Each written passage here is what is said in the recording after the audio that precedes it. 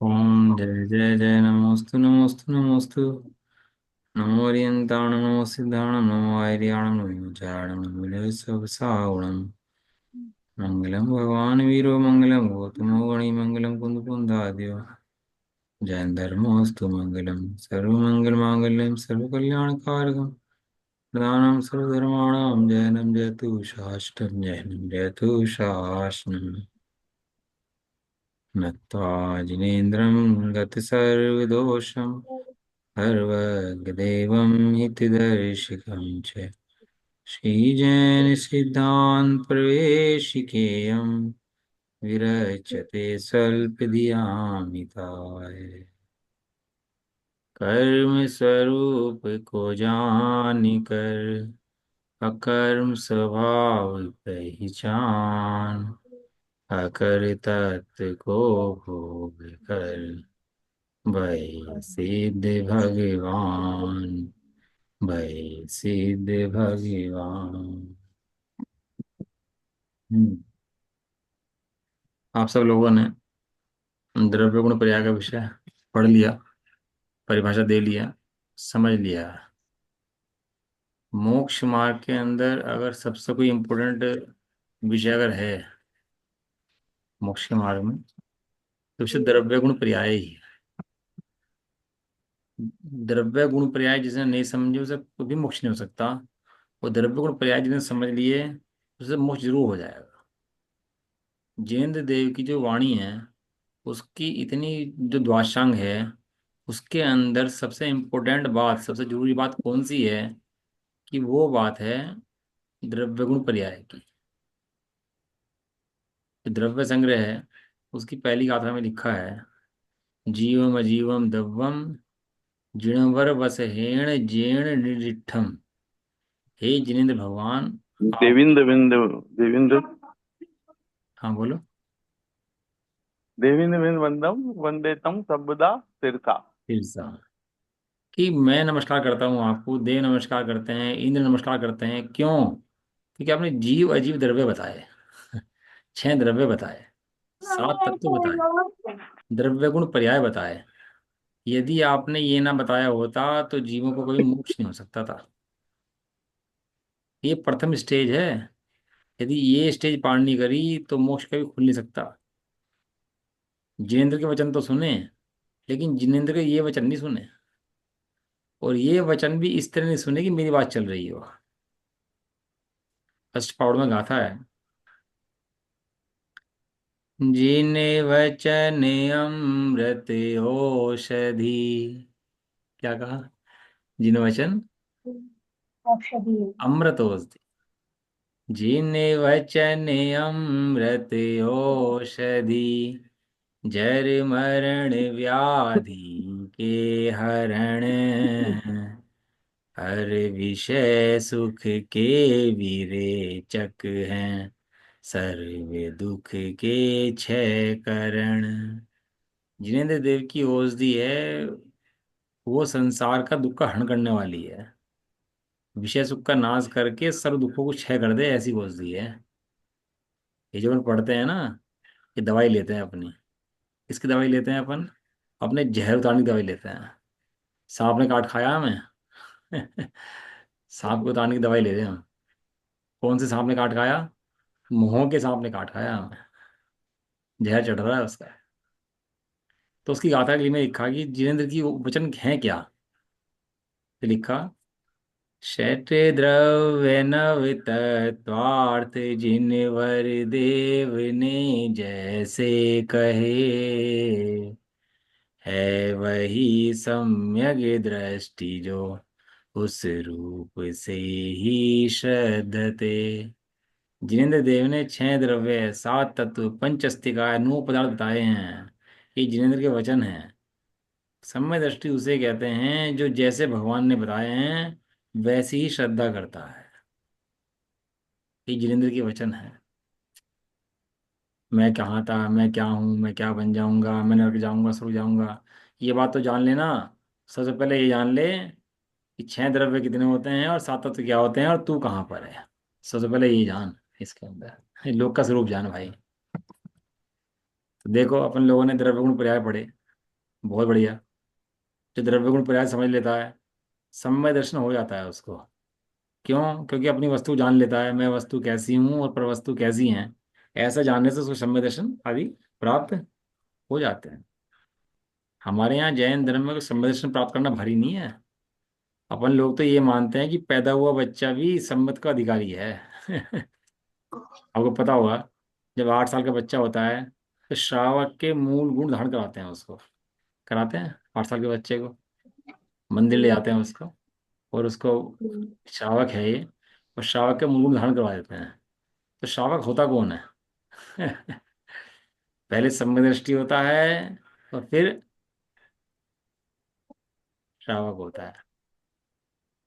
अपन लोग तो ये मान लेते हैं कि जो अपने कुल में जमा जन्मा है बच्चा, जैन बना है, जैन धर्म प्राप्त करे, जिनेन्द्र देव प्राप्त करे, वो नियम से सम्यक दृष्टि है, और वो अब श्रावक बन के अपना मोक्ष मार्ग प्रशस्त करेगा। इसलिए उसको अष्टमूल गुण धारण करा देते हैं। अब वो बाजार की भक्षण नहीं करेगा, वो रात्रि भोजन आदि नहीं करेगा, अन्य अन्याय के सेवन नहीं करेगा, देवशास्त्र गुरु की डेली वंदना करेगा। ये सब सिखा देते हैं उसको अपन लोग। ये तो श्रावक के कर्तव्य हैं। ये द्रव्य गुण पर्याय के चैप्टर में पढ़ लिया। अभी अपने चैप्टर चल रहा है अब जब कर्म का स्वरूप। क्या चलेगा अब जब? कर्म का स्वरूप। कर्म का स्वरूप। अब थोड़ी सी चर्चा आज करेंगे, कर्म क्यों जरूरी हैं, क्यों पढ़ने चाहिए। और फिर कर्म का स्वरूप तो कल से शुरू करेंगे कि कर्म कहते किसे हैं। तो पहले कर्म। सबसे पहले जो हमारी जिनवाणी रची गई थी, उसके अंदर दो श्रुत स्कंद थे। एक प्रथम श्रुत स्कंद और दूसरा था द्वितीय श्रुत स्कंद। सुनना ध्यान से, काम की बात। प्रथम श्रुत स्कंद के अंदर जो रचना हुई थी वो हुई थी जब भूतबली स्वामी आचार्य पुष्पदंत हुए थे ना, दर्शनाचार्य ने बुलाए थे। तो जो उन्होंने पहला ग्रंथ रचा था षटखंडागम। कौन सा ग्रंथ रचा था? सचखंड है। जो षटखंडागम जो ग्रंथ की रचना हुई है, उसकी परिपाटी में जितने ग्रंथों की रचना हुई है, मूल में मूल जितने कर्णानुग के शास्त्र हैं उनका मूल शास्त्र है षटखंडागम। जितनी धाराएं निकली वो षटखंडागम की हिमालय से निकली। कहाँ से निकली सारी? सचखंड के मारे। षटखंडागम के हिमालय से सारी धाराएं निकली हैं। और वे धाराएं आगे बढ़ के शास्त्रों के जितने शास्त्र बने हैं, जय धवला, महाधवला, तिलय प्रणति, हैं गोमट सार, जितने भी कर्णानुग के विषय आए, वे सब वहाँ षटखंडागम से ही आए। है ना, जो जय धवलादि टीका हुई सब वहीं से आई हुई हैं। तो उसका नाम है प्रथम श्रुत स्कंद। फिर आचार्य कुंदकुंद देव ने शास्त्र रचना शुरू करी।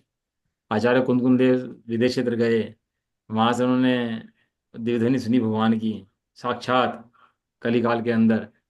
इसलिए उनको कलिकाल सर्वज्ञ कहते हैं। क्या कहते हैं उनको? कविता सर्वज्ञ। इसलिए उनको कलिकाल सर्वज्ञ का नाम दिया जाता है। कलिकाल सर्वज्ञ, इस कलिकाल के अंदर सर्वज्ञ थे वे। ऐसा नाम उनका है। तो वहां से आकर के उन्होंने अध्यात्म की रचना करी। समय सार जी, पर्जन सार जी, नियम सार जी, पंचास्तिकाय आदि अनेक ग्रंथों की रचना उन्होंने करी। वो जो उन्होंने रचना करी, उस वो जो रचनाएं हैं उसका नाम है द्वितीय श्रुत स्कंद। क्या नाम है उसका? ये प्रथम श्रुत स्कंद, और वो द्वितीय श्रुत स्कंद। तो मैंने पूछा राजेंद्र जी से कि जब आत्मा इतना जरूरी तत्व है, तो पहले आत्मा को पहले क्यों लिखा? पहले कर्णों के विषय भी लिखे। भाई जब इतना आत्मा से जरूरी चीज तो आत्मा ही है ना अपना, इससे जरूरी तो कुछ है नहीं। तो सबसे पहले आत्मा ने लिख के षटखंडागम भी लिखा। तो पंडित राजेंद्र जी जबलपुर वाले ने जवाब दिया, कहने लगे भैया वो विषय ज्यादा जरूरी था। यदि वो विषय विस्मृत हो जाता, कर्मों का, कर्णनियोग का, उपशम छह छह उपशम का, तो मिलने वाला नहीं था। आत्मा तो बाद के जितने आचार्य हुए हैं सबको सुलभ हुआ, क्योंकि बिना आत्मा के मुनिपना आता नहीं है। तो आत्मा तो सुलभ था। लेकिन ये षटखंडागम आदि का, कर्णनियोग का ज्ञान भूल जाते तो क्या होता? तो फिर ये ज्ञान दोबारा मिलने वाला नहीं था। और ये आप सब जानते हैं, धरसेन आचार्य को जब एक अंक का ज्ञान रह गया था, तो उनको विकल्प आया था। एक अंक से भी कम का ज्ञान रह गया था, तो उनको विकल्प आया था कि इसको लिपिबद्ध कर दिया जाए। तो लिपिबद्ध करने के लिए उन्होंने दो आचार्य बुलाए थे, दो मुनिराज बुलाए थे, भूतबली और पुष्पदंत। है। पुष्पदंत। ये तो शुद्ध पंचमी कहानी में आप सब पढ़ोगे तो वहां से आपको सब पता लग जाएगा। यहाँ अपना विषय कर्म का है, तो कर्म जरूरी क्यों है, ये विषय जरूरी क्यों है, इतनी परिभाषाएं जरूरी क्यों हैं, आत्मा इंपोर्टेंट है तो कर्म को बताया। देखो, आत्मा है अपरिणामी, लेकिन पर्याय भी होती है उसके अंदर। तो पर्याय जब जीव करता है, तो पर्याय में जब पर का संयोग करता है, पर को अपना मानता है, तो उसको कर्मों से बंधन हो जाता है उसका। और इस कर्म बंधन अवस्था का नाम ही संसार है ना। ये जो संसार कोई और अवस्था नहीं है। ये जीव कर्मों से बनता है, कर्मों के साथ एक में घुल जाता है, इस अवस्था को क्या बोलते हैं? संसारी अवस्था। बड़ा न्यायवान है कर्म, ऐसे नहीं बनता। जीव परिणाम खराब करे तो बनता है, और जीव परिणाम खराब ना करे तो नहीं बनता। और जैसे परिणाम करता है वैसे बनता है, जितना परिणाम करे उतना बनता है, जहां करे वहां बनता है जैसा करे वैसा बनता है। सिद्ध भगवान परिणाम खराब नहीं करते, तो अनुकर्म भी नहीं बनता। यहाँ दंड की व्यवस्था है। अपराधी दंड पाता है, और दंड क्या पाता है कि कर्मों से बंध जाता है। जैसे लोग में कोई अपराध करे तो क्या करते हैं उसको? क्या करते हैं? दंड देते हैं, सजा देते दंड हैं। देते हैं, जेल में गिर देते हैं उसको, हाँ। और जेल में हम्म। बंद कर देकर उसको रख देते हैं, वहां दुख पाता है वो। है ना, ऐसे ही यहाँ पर ये दंड पाता है जीव। क्यों दंड पाता है? कि अपराध करता है। क्या अपराध करता है? कि पर को अपना मानता है। अब इसमें यहाँ दंड की व्यवस्था है कि जो जो पर को अपना मानेगा, अपने स्वभाव को अपना नहीं जानेगा, वो दंड पाएगा। उस दंड का नाम है कर्म। क्या कहा? दंड का नाम कर्म है। उस दंड का नाम कर्म है। कि अब ये दंड पाएगा, क्यों? क्योंकि इसने अपराध कर दिया। क्या अपराध कर दिया? कि पर को अपना मान लिया है, इसलिए बराबर जितना अपराध करेगा उतना दंड पाएगा। अब जीव प्रणाम करता है, कर्म बन जाता है, कर्म का उदय आता है, तो जीव को फिर परिणाम खराब होते हैं। तो ऐसी व्यवस्था अनादि काल से चली आ रही है। अब कौन छोड़ेगा? जीव छोड़ेगा कि कर्म छोड़ेगा? पहले कौन छोड़ेगा? शुरुआत कहाँ से होगी? कर्म जीव को जी। छोड़ेगा कि जीव कर्म को छोड़ेगा? जी कर्मों को छोड़ेगा। हाँ, जो गलती कर रहा है, क्योंकि इसमें जानने वाला कौन है? समझदार कौन है? जी। जो समझदार है वो छोड़ेगा। समझदार कौन है?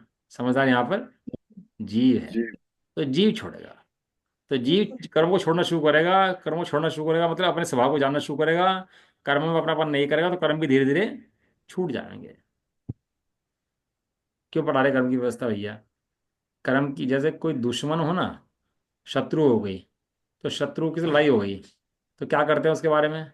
पता लगाते हैं उसके कितने सैनिक हैं, कैसी कैसी सेना है, कैसे हथियार हैं, कौन सा घातक हथियार है, किस हथियार का क्या उपाय है, उसकी सेना में कमजोरी क्या है, उसको सीना में जासूस कैसे पहुंचाए जाएं, कैसे तोड़ा जा सकता है। ये सब इंक्वायरी पता लगाते हैं। क्यों? किस लिए? भाई तुम अपनी तैयारी पूरी रखो ना, शत्रु को कितना भी हो, क्या फर्क पड़ रहा है उस बात से? कि नहीं भाई साहब, तैयारी शत्रु को देख करके होगी।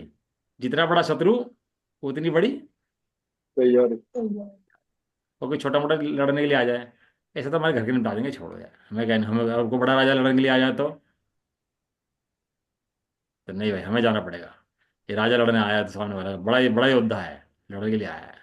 हम्म?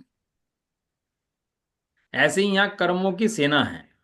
कर्मों की सेना क्या है? कि 148 कर्म पकड़ती हैं। मूल में कर्म है एक, कर्म के भेद हैं 8। 8 कर्मों के भेद भेद की 148 प्रकृतियां, और उनके असंख्यात भेद। तो कौन सा कर्म कैसे काम करता है, कहाँ काम करता है, कौन सा ज्यादा बलवान है, कौन सा कम बलवान है, किस पे घात करना, किस पे घात नहीं करना। तो बाबर आया था ना दिल्ली में, तो दिल्ली की सेना तो थी 2-3 लाख की, और उसके पास थे 5,000 सैनिक, और दिल्ली पे आक्रमण कर दिया उसने। और दिल्ली पे आक्रमण करके कुछ नहीं करा उसने। उसके 1,000 सैनिकों ने, 5,000 ने तो विजय करा सबको, और 1,000 सैनिकों ने जाकर के राजा के पास पहुंचे और राजा को मार दिया। बस कुछ नहीं करा इसके अलावा, कोई टारगेट था ही नहीं। और इसके अलावा क्या करना है? केवल राजा को मारना। राजा को मारना। अब राजा मरते ही क्या हुआ बताओ? इतनी सेना राजा है उसके राज। पास, इतने सब कुछ है, तो क्या हुआ? अब जो सब उसका हो गया। सब उसका हो गया बाबर का। सब उसकी रानियां, उसकी लड़कियां, उसका राज्य, उसका महल, ये सब किसके हो गए? बाबर की। ऐसे ही कर्म शत्रु सामने हैं।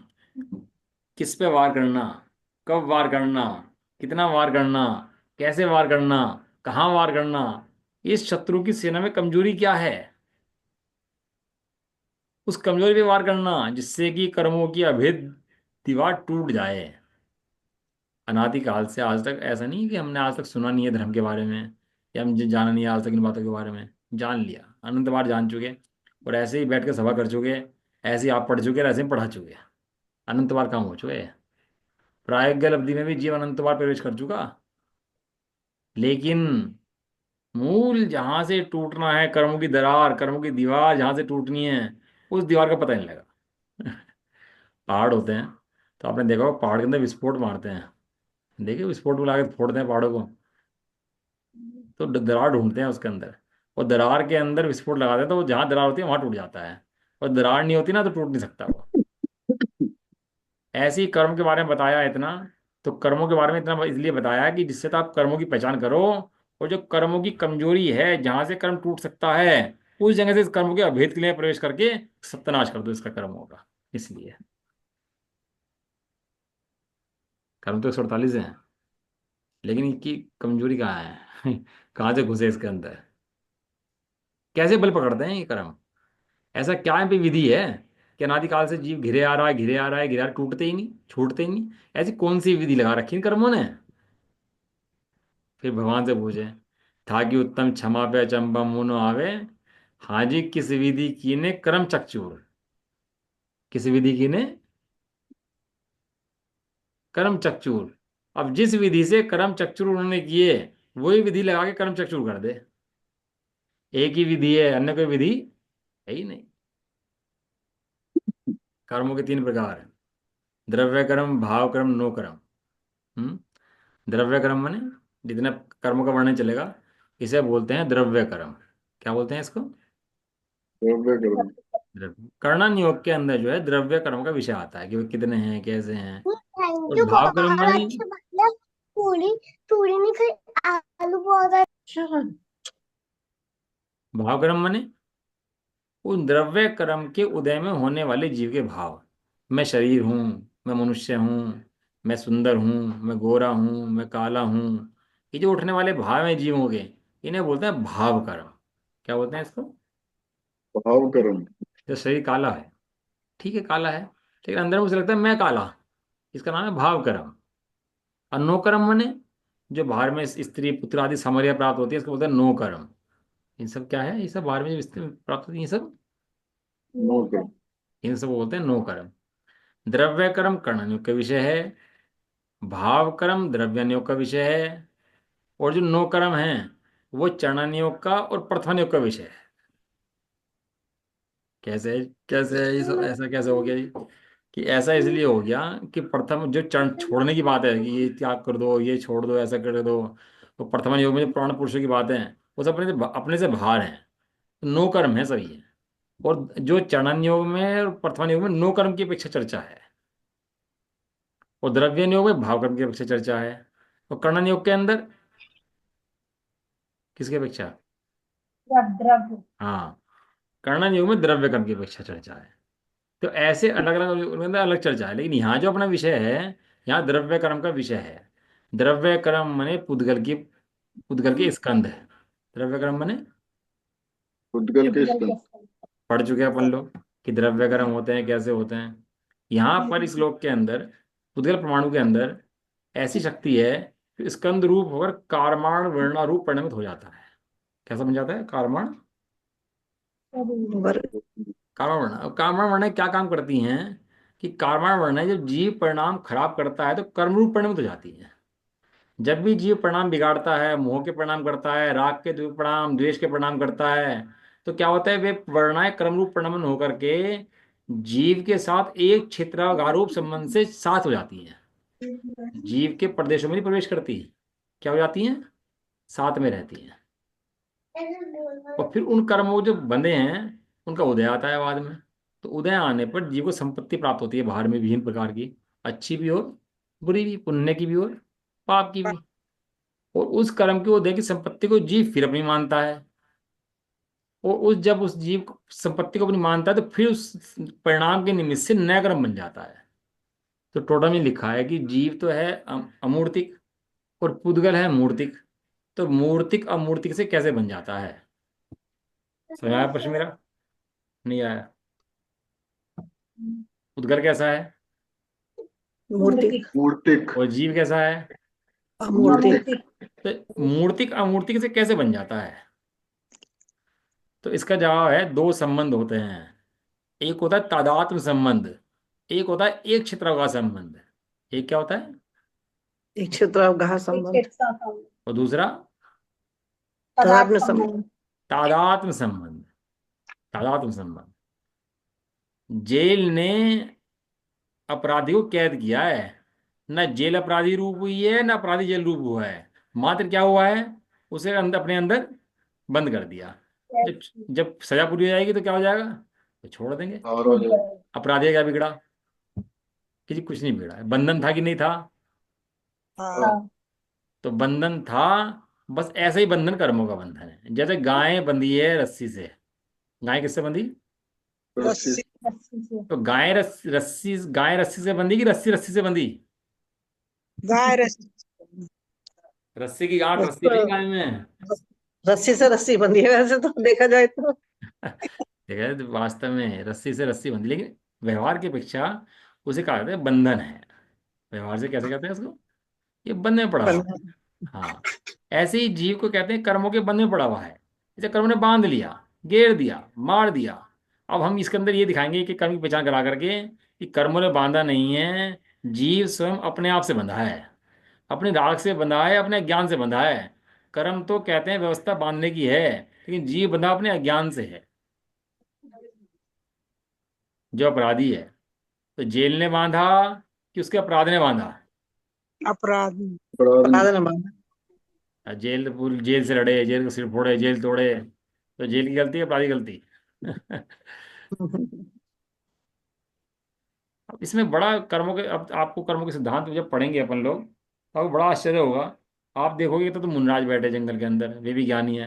ये तो रामचंद्र जी आदि हैं, भ्रच करती हैं, युद्ध छिड़ रहे हैं भ्रच के बाहुबली के, वे फिर भी ज्ञानी है। एक द्रव्य की मुनराज जंगल में बैठे, उन्होंने कर्मों का बंध हो रहा है निगोद का, और ये युद्ध लड़ रहा है, इसको कर्म से खुल रहा है ये। समझे गणित मेरा क्या कह रहा है मैं? युद्ध लड़ रहा, कर्मों से छूट रहा। और द्रव्यलिंगी जंगल में बैठा, तो कर्मों से बंध रहा, निगोद कर्म बांध रहा है। यहाँ बाहर में मुनि बने बैठे हैं, ये तो सब तपस्या करके बैठे, ये तो छोड़ रखा। और ऐसा लिखा है द्रव्यलिंगी इतना मन कसाई हो जाता है कि खाल उतार करके उसके अंदर उसकी मिर्च भर दो, तो गुस्सा ना आए उसको जरा से भी। और ये चौथे गुण स्थानवर्ती ऐसा होता है, मिनट के अंदर उखाड़ पिछाड़ दे और सारी सेना को घात कर दे, लड़ाई मराई हो जाए तो भी समय दृष्टि कर्म का क्षय कर देता है। ये गणित खुलेगा इसके अंदर से। किससे खुलेगा ये? कर्मों के स्वरूप से।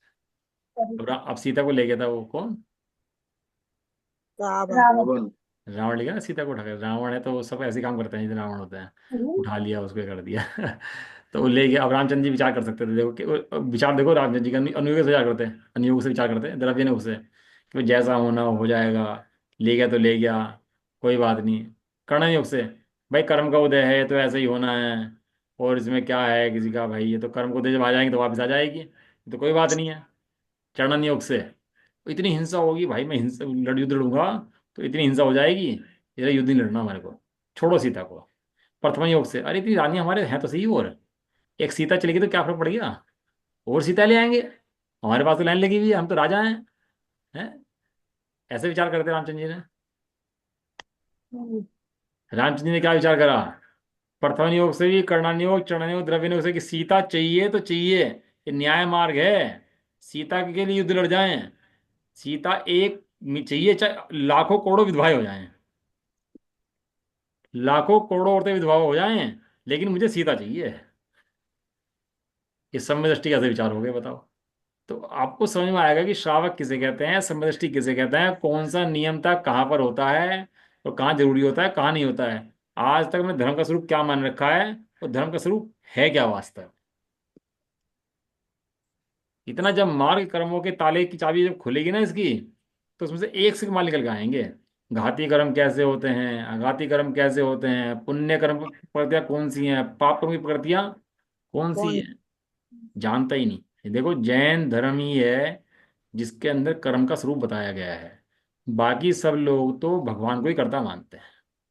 भगवान ही कर्म देता है, भगवान ही लेता है, भगवान ही रुलाता है, भगवान ही जगाता है, भैया सब भगवान के हाथ में है। हैं? भगवान ने जो दे दिया भाई, संतोष से रहो, शांति से रहो। सब करने वाला कौन है? भगवान। भगवान करने वाला है। उसकी दुनिया बनाई हुई है, वही चलाता है, वही बनाता है। कोई ना कोई तो है चलाने वाला, जिसने दुनिया चलाई है? कौन ऐसी बातें करता है? जिसको कर्म सिद्धांत नहीं पता है, वो ऐसी बातें करता है।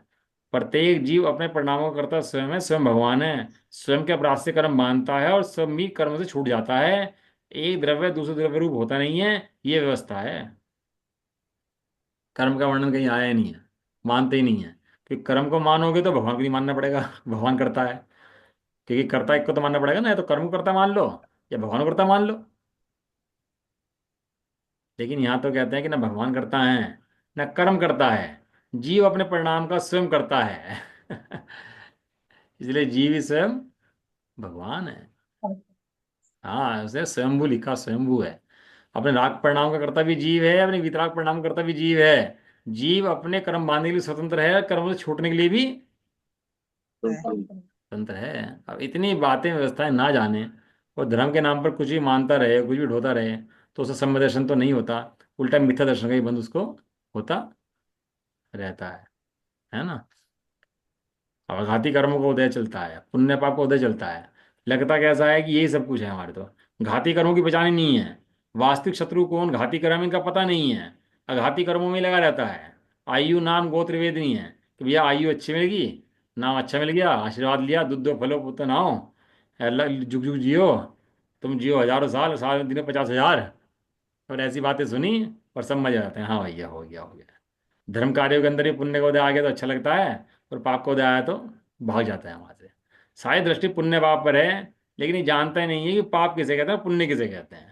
ये पाप पुण्य का गणित समझाने के लिए रचना हुई है कर्मों के स्वरूप की। ये अत्यंत महत्वपूर्ण चर्चा है। हमारे जैनागम में दो ही उपदेश हैं, या तो आत्मा का है या कर्म का है। और बाकी जितने उपदेश हैं वे इनके संबंधित हैं। प्रथम श्रुति स्कंद के अंदर कर्म का वर्णन है, और द्वितीय श्रुति स्कंद के अंदर शुद्धात्मा का हाँ। वर्णन है, अपनी आत्मा का वर्णन है। ये दो नदी नदी बही है हमारे यहाँ से। दो हिमालय हैं हमारे यहाँ, एक कर्णन योग का और एक द्रव्य योग का। ऐसे दो दो। अब आत्मा जान लेता है, लेकिन इतनी व्यवस्था ना जाने कि जुई कैसे बंध रहे हैं, क्या छूट रहे हैं। आप देखो, पापी जीव मस्ती कर रहे, ऊपर चढ़ रहे, और धर्मात्मा मरे जा रहे हैं। पुण्य आत्मा है, उनकी पाप को उधर चलने लग रहे हैं, वे बेचारे मरे जा रहे हैं। अब किसी को दिखा दो, कहने लगे देखो जी हम मस्ती कर रहे हैं।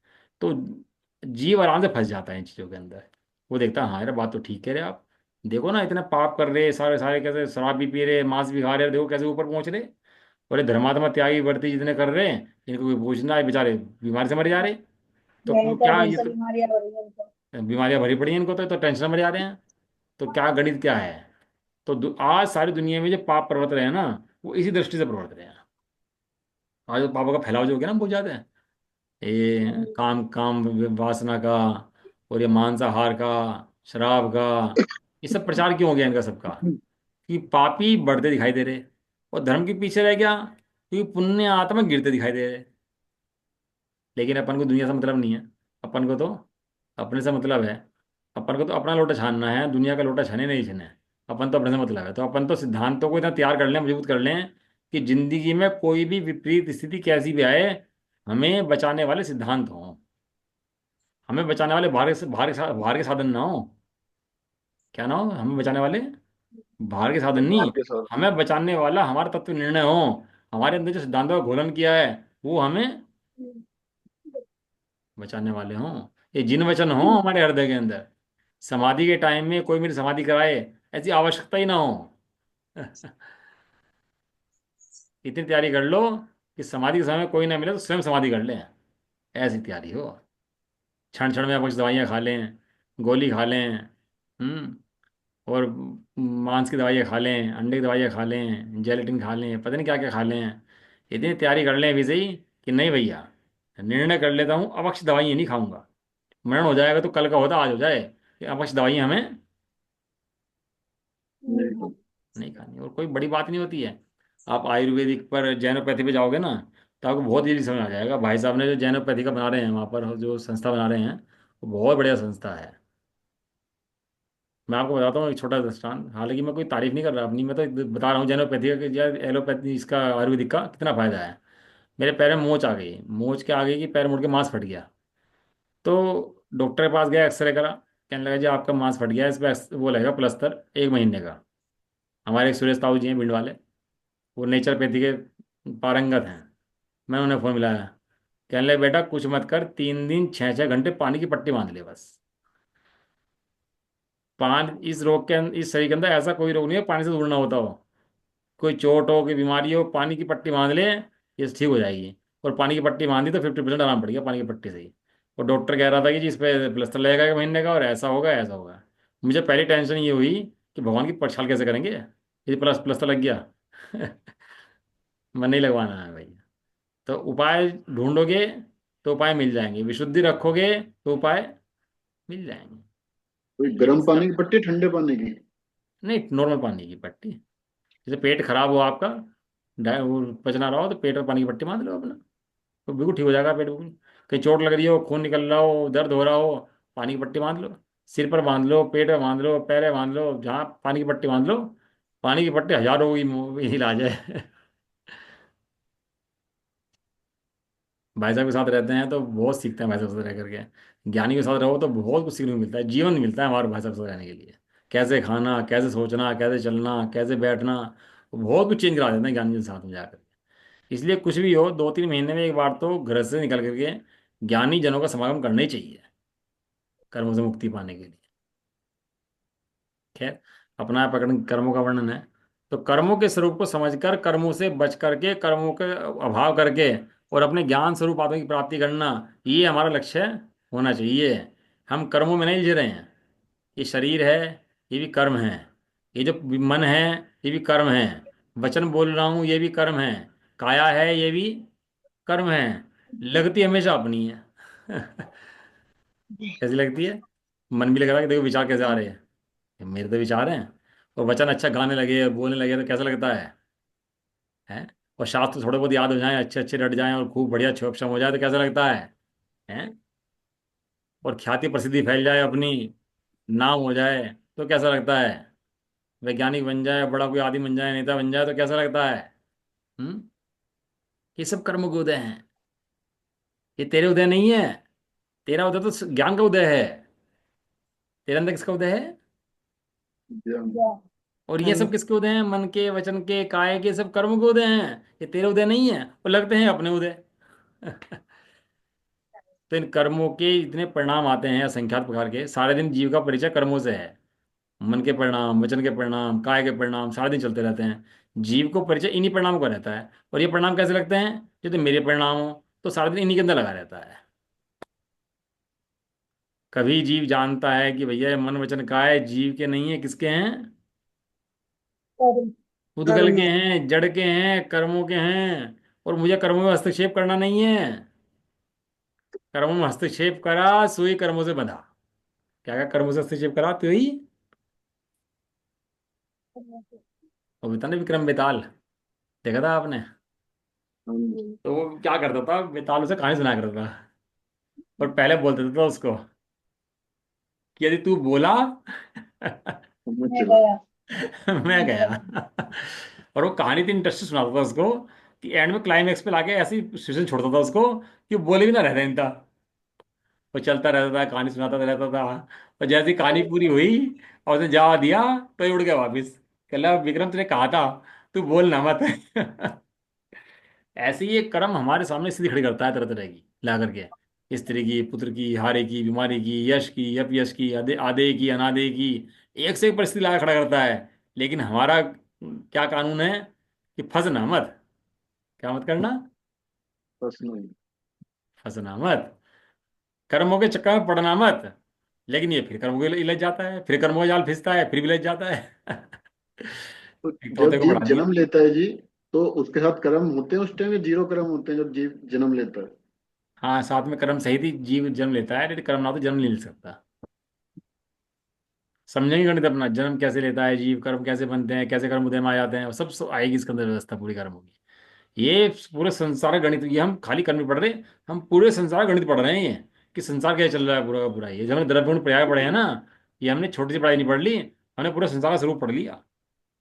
अब बताओ सुनीता विलियम्स कहाँ रहेगा ये 9 महीने, खाना छोड़ पीना छोड़, कहाँ कहाँ रखना भागे फिर हैं, 16 घंटे यहाँ और वहाँ, और कैसे जिंदगी खराब करें। यहाँ बैठे बैठाए पता लग गई थी बात तो। ना कहीं जाना ना कहीं आना, ना कहीं परेशान होना। इतना ज्ञान तो यहाँ बैठे बैठाए मिल गया। ये है अपने जैन धर्म की कला। ज्ञान के लिए तो भाग रहे हैं वहां पर भी, और क्या मिल रहा है वहां पर। इतना ज्ञान तो यहाँ बैठे बैठाए फ्री फोटो मिल जाता वो है। भी झूठा ज्ञान है भैया जी। चांद पे हाँ, पहुंचने का, चांद पे पहुंच ही नहीं सकते। अब वो कह रहे नीचे चार ही हजार घूम किलोमीटर के गए रह हैं, जाते हैं। 4,000 किलोमीटर हाँ। मतलब एक योजन बैठा। एक योजन। हाँ। और इस सुमेरु पर्वत की ऊंचाई 1 लाख योजन की है। हाँ। अब पहुंचो कहाँ तक पहुंचोगे। और सूरज चांद तो सुमेरु पर्वत के चक्कर काटते हैं। कैसे जाओगे आप वहां तक। हाँ। ये मनुष्य तो पर्वत भी पार नहीं कर पाएंगे। हाँ, क्या श्रद्धा का लुटावा है ना, बेचारा जीव करे क्या। तो इसलिए इन जैन सिद्धांतों का और कर्मों के सिद्धांतों का ज्ञान करना इसलिए जरूरी है, जो सारे विश्व की व्यवस्था पता लगती है कि सारे जिस विश्व के अंदर कैसी व्यवस्था चल रही है, कर्मों ने जीव को कैसे नचा रखा है, और जीव कर्मों को कैसे नचा सकता है।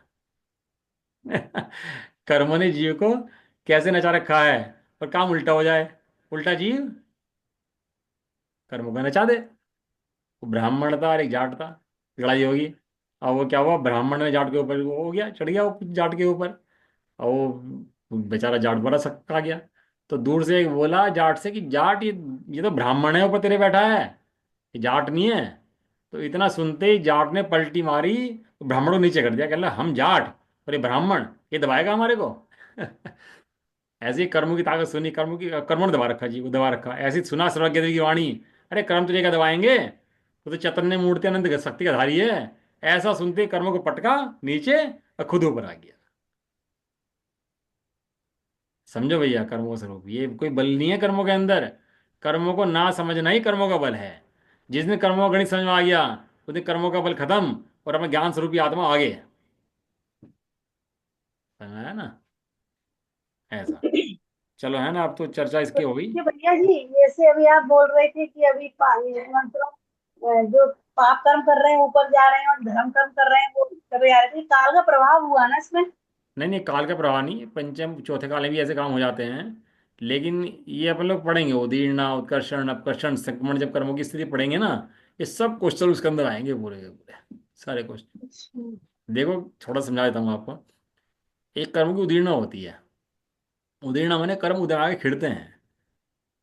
अब जो पापी जीव है, वो पाप कर रहा है, जाना नरक में है, पाप कर्म का कोटा है उसके पास है, तो क्या करेगा वो, उस पाप कर्म को खत्म करेगा नहीं करेगा यहीं पर ही। यदि पाप पुण्य कर्म को खत्म करेगा, यदि पुण्य कर्म रह गया उसका, तो नरक नरक में कैसे जाएगा, निगोद में कैसे जाएगा। तो जो खत्म उसका कर्म जो होता है ना, उसको दिखाई देता है कि बहुत तेज पुण्य को आ रहा है। ये पुण्य को आ नहीं रहा होता है, पुण्य को खत्म हो रहा होता है। क्यों, हम्म। क्योंकि उसका अधोगति में जाना है इसलिए। और जो पुण्य वो उसका धर्मात्मा जीव पुण्य। हैं, उनका जो पाप का कोटा है वो खत्म होता है, तो दिखता है पाप का उदय, लेकिन आने क्या वाला है, पुण्य का। महान पुण्य का उदय। बच्चे होते हैं ना, पढ़ते हैं। अब वो आईएएस की तैयारी कर रहा है, तो फिलहाल तो आपको परेशान दिखाई देगा आईएएस करता हुआ बच्चा। बहुत परेशान है भैया, बहुत। लेकिन बनने क्या वाला है। हाँ, यस। अरे एक बच्चा मस्ती कर रहा है, खूब खेल रहा है, खा रहा है, पी रहा है, खूब मस्ती कर रहा है, नशाखोरी भी करता है, होने क्या वाला है उसका। भविष्य खराब। इतना सा गणित है बस, ये जो पुण्य और मस्ती करता दिखाई दे रहा है वो कहाँ जाने वाला है, और जब पाप में दुख भोगते दिखाई दे रहा है वो कहाँ जाने वाला है। इस बात में सारा गणित आ जाएगा आपका। ठीक है ना। अब मैं कल से चार्ट खोलूंगा आपको एक, ये मैंने अभी पढ़ाया आपको, तो अभी इसको तो बाद में पढ़ेंगे, 2 दिन 3 दिन जो है ना, एक चार्ट चलेगा, मैं चार्ट खोलूंगा आपके सामने। वो चार्ट समझ लो आपकी भविष्य की पूंजी बन जाएगी। आइंदा कभी भी आप कुछ पढ़ोगे, तो चार्ट खोल लेना। सारे कर्म सिद्धांत कर्मों की फिलोसफी चार्ट ही समझ में आ जाएगी आपको। तो मैं आपको एक चार्ट खोल के दूंगा, और चार्ट से पढ़ेंगे उसको पहले अपन लोग। एक्सेल में बनाया हुआ चार्ट है। चार्ट कहोगे तो मैं शेयर कर दूंगा आपको, वो मुझे कोई ऐसा वो नहीं है, वो मैंने ही बनाया था पढ़ करके। और इस सिद्धांत प्रवेशिका को पढ़ करके बनाया था वो, चार्ट जो बनाया था। तो उस चार्ट को करेंगे, खोलेंगे, और चार्ट से एक एक कर्म के बारे में पढ़ेंगे। और उस चार्ट को पढ़ने में ही 90% कर्म क्लियर हो जाएंगे। फिर आगे बाद में इसको क्वेश्चन को पढ़ लेंगे। अब जितने क्वेश्चन है क्या है उसके पेपर वगैरह बाद में उसके चलेंगे, ठीक है। चलो। निज निधि निज में बताई, अनंत उपकार है के लिए लिए जीवानी नाथ बंदना सतवार। 99वां मंत्र।